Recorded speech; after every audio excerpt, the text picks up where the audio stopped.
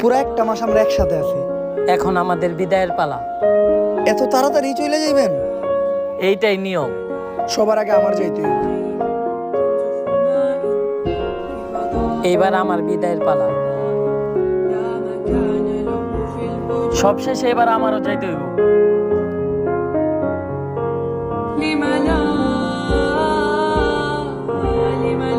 মন খারাপ করো না, হয়তো আমরা চলে যেতেছি, কিন্তু তোমাদের দিয়া যেতেছি ঈদের খুশি। ঈদের আনন্দে আবার রমজানে দেওয়া শিক্ষাগুলা ভুলা যাও না। মহান আল্লাহ তাআলা যদি তোমাদের বাঁচায় রাখে, আগামী বছর আবার দেখা হবে। ঈদ মোবারক।